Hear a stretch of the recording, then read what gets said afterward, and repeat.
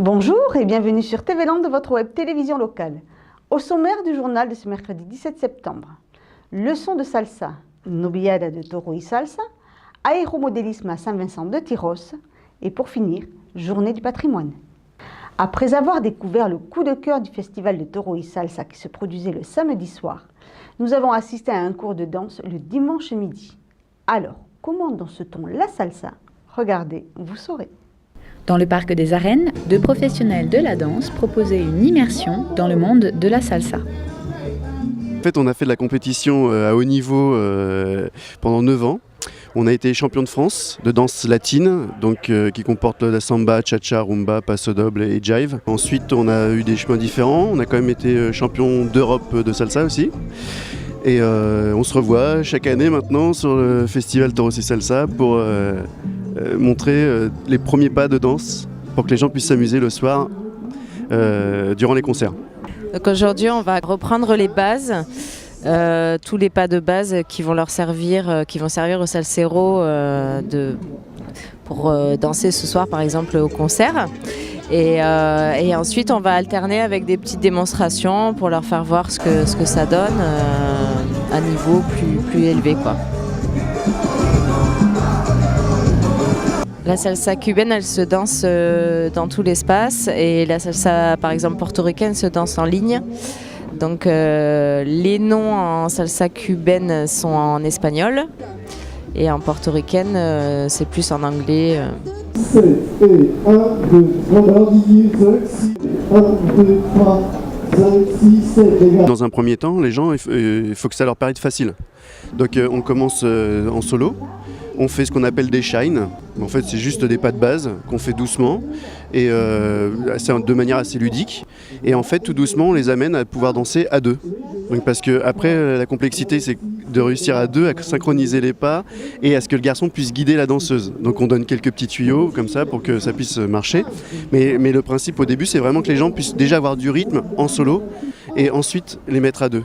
Il suffit de mettre les choses bout à bout, on apprend d'abord les pieds, ensuite les bras quand on est à deux, les positions de main, voilà. Et ensuite il suffit de pratiquer, plus on pratique et plus on va y arriver. Donc voilà. Après c'est pas difficile en soi, c'est juste qu'il faut pas tout faire d'un seul coup. Mais c'est une ambiance très chaleureuse et les gens ils aiment cette musique, c'est porteur, les percussions, voilà, donc ils ont envie de bouger, ça leur donne envie de bouger et donc voilà, de pouvoir faire quelques pas dessus, je pense pour eux c'est bien. Seul ou en couple, petit ou grand, la salsa, c'est une culture accessible à tous. Je viens au festival tous les ans, mais voilà, j'ai jamais dansé, donc c'était un peu l'occasion de venir essayer. Ouais. Ça me donne envie d'aller voir le cours qui va se passer la semaine prochaine au club. C'est très très très sympathique, très agréable. C'est vraiment une très bonne idée de faire ce cours accessible à tout le monde. Ça progresse assez vite, donc oui, c'est de très bons professeurs, oui. On arrive à faire beaucoup de pas. Bon après, dans l'enchaînement c'est un peu compliqué, mais je pense que c'est normal. Ils sont très pédagogues, ça se passe dans de très bonnes conditions, toujours avec le sourire et la détente, donc il n'y a pas de problème. Non, moi je suis à 3 ans de salsa, donc je connais un petit peu et c'est très important pour l'organisme, pour le corps, ça fait du bien. Ça détend beaucoup, ça fait beaucoup de bien, oui. Vous l'aurez compris, danser, c'est bon pour la santé. Il suffit de trouver sur quel rythme vous déhanchez. Avant d'aller danser, les danseurs ont pu se mettre dans l'ambiance en regardant des toreadors, des novilladas. Un spectacle mi-figue, mi-raisin.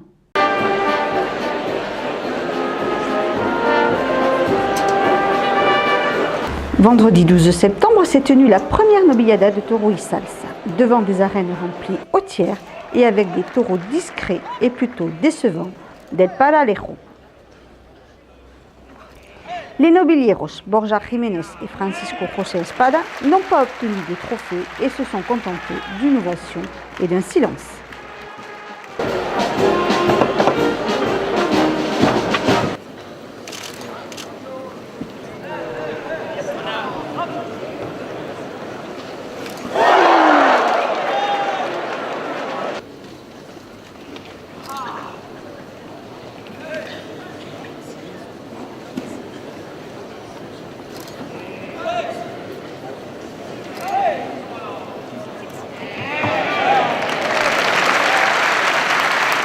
Le local Clemente a eu plus de chance face à un bon lot de nobilios. Il a réussi à composer avec technique et personnalité et a tué de grands coups d'épée. Clemente a donc été le seul de cette nobiliade à obtenir 2 fois une oreille et une sortie en triomphe. C'est un espoir de la tauromachie française.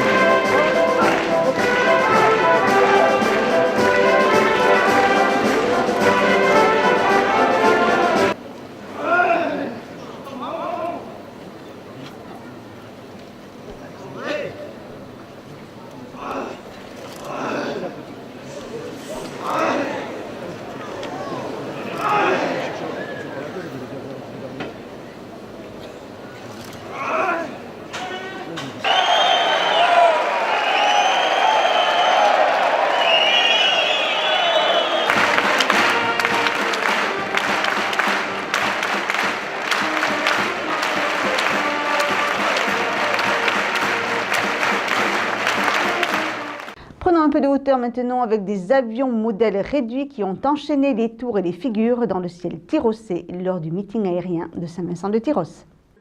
Tous les ans, l'aéromodélisme club tyrossais innove pour rendre son meeting toujours plus attractif, avec une journée la première année, puis 2 en 2010. Cette année, pour la 7e édition, les modélistes ont émerveillé les spectateurs pendant 2 jours et demi avec tout type de machines, des plus farfelues aux plus réalistes, des avions à réaction jusqu'aux planeurs. Alors le parc avion était composé de 70 pilotes, 65 pilotes extérieurs et 5 pilotes du club, et il y avait 112 machines sur le terrain. Voilà, ce qui donne un parc quand même relativement intéressant, composé de tout type d'avions, tourisme, travail, comme le Canadair tout à l'heure, des planeurs, un remorqueur, des réacteurs, des turbopropulseurs, un hélicoptère moteur thermique. Bon, ce sont toutes des grosses machines et très très bien équipées et très très bien motorisées. Cette année, la tendance du meeting était au petit gros, autrement dit de gros modèles réduits. C'est des machines qui dépassent le poids de 25 kg. On passe une certification devant un officiel de la DGAC et si tout est carré, eh bien, à ce moment-là, il y a un numéro d'immatriculation qui est attribué à l'avion et on ne doit pas rien changer toute la durée de la vie de l'avion. Les modèles réduits ne doivent pas dépasser les 150 kg. Le plus gros du meeting était un QB2 de quelques 130 kg pour 7 mètres d'envergure. Je vous présente mon avion qui est un Access Height QB2. C'est la reproduction à l'échelle 75% d'un avion de construction amateur canadien qui est inspiré du célèbre Piper J3. C'est une construction entièrement personnelle, c'est tout du bois, du contreplaqué que l'on trouve dans les magasins de bricolage, du balsa pour certaines parties car c'est plus léger. Et tout ça c'est fait dans un sous-sol avec une scie, un cutter et une lime. Avec du temps et de la passion, les modélistes fabriquent des modèles réduits extrêmement réalistes, comme ce Fouga Magister, un avion de chasse qui équipait autrefois la patrouille de France. C'est un avion réaction, puisque nous avons un tout petit réacteur qui fait à peu près 12 cm de diamètre, et qui tourne à 135 000 tours minute et qui a une poussée de 20 kg. Alors c'est pour ça que nos modèles pesant 27 kg, c'est le bon équilibre pour avoir une bonne poussée poids. Ce n'est pas un avion de début, c'est un avion, d'abord je l'ai construit de A à Z avec les plans du vrai qui m'ont été restitués par le fils du concepteur, ce qui était d'ailleurs assez émouvant puisque j'avais des plans de l'aéronautique corrigés à la main du vrai concepteur. Ensuite je les ai divisés à l'échelle 3,4 à l'ordinateur et puis j'ai refait exactement la même chose avec tout le même nombre de coupes, le même profil pour les ailes, exactement à l'identique du vrai. Des avions qui ressemblent à leurs aînés aussi bien au sol qu'en vol. Au niveau du pilotage, plus la machine est grande et plus on se rapproche de l'avion grandeur et plus le pilotage devient aisé parce qu'on a moins de turbulences. L'avion, comme il est plus lourd, a beaucoup plus d'inertie. Donc on a un vol qui est quand même beaucoup plus coulé. Après, en contrepartie, on a moins le droit à l'erreur, justement parce qu'on a beaucoup plus d'inertie. La moindre erreur se paiera de suite, vu que les 130 kg, ils ne vont pas s'arrêter comme 2 kg. C'est comme une voiture, si vous avez une petite voiture, une grosse voiture. Entre deux vols de modèles réduits, des autogires, des aéronefs ressemblant à des hélicoptères ont fait quelques décollages. Et le pilote de voltige Luis Peña a fait toute la démonstration de son talent sur un avion grandeur nature.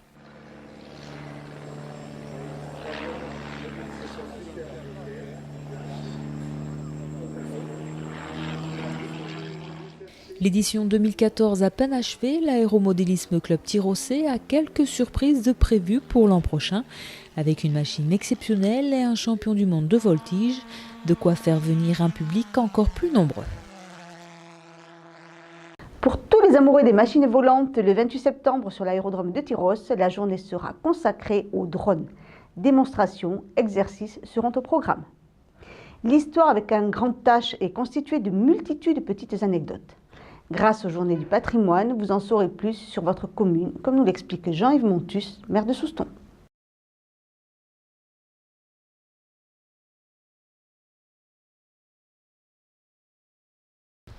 Parce que l'histoire est un fil qui ne s'arrête jamais. Les gens qui viennent ici, ou ceux qui y habitent depuis longtemps, n'ont peut-être pas conscience quelquefois que les jours s'ajoutant aux jours, l'histoire de notre commune, de notre département, de notre pays est quelque chose qui se construit. C'est pas quelque chose qui vient comme ça, par l'air du temps. Et moi, je suis un de ces passionnés qui essayent de rappeler, de mettre sur du papier comment les choses se sont faites, tout simplement.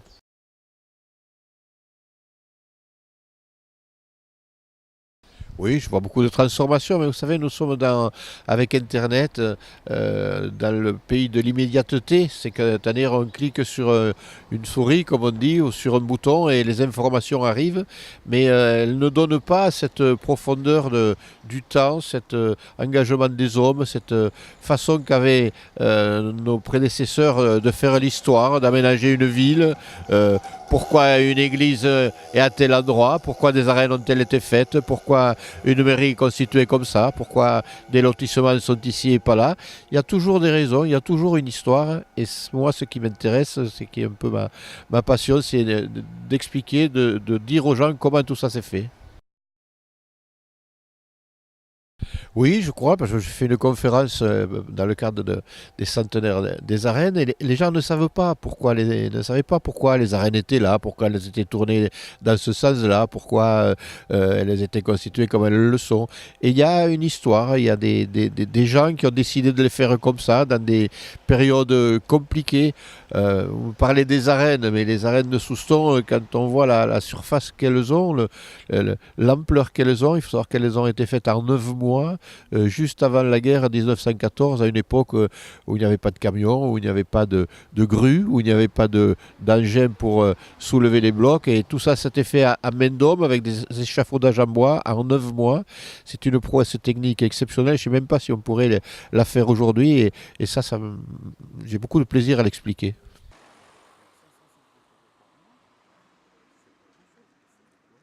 Je ne vais pas présenter les trois parce que ça prend du temps, mais monsieur le curé ici présentera avec 2 autres élus l'église. Moi, j'accueillerai des gens avec d'autres élus encore la mairie. Et puis je me suis gardé très égoïstement la présentation des arènes. Oui, l'histoire d'une mairie, c'est hyper important, d'autant plus que la mairie de Souston a une histoire particulière, puisqu'elle a été construite avant l'église pour pouvoir construire l'église. Et ça, peu de gens le savent. Et puis cette mairie aurait dû déménager. La vie publique a fait que le maire qui voulait la déménager a été battu aux élections. Donc il y a toute une histoire que j'aurai plaisir à raconter samedi. Rendez-vous samedi 9h, 9h à l'église, 10h à la mairie et 11h aux arènes. Et après, au bon coup. Voilà, cette édition est maintenant terminée. Je vous donne donc rendez-vous vendredi pour un prochain journal de TV Land, votre web télévision locale. Je vous souhaite en attendant de passer une excellente journée.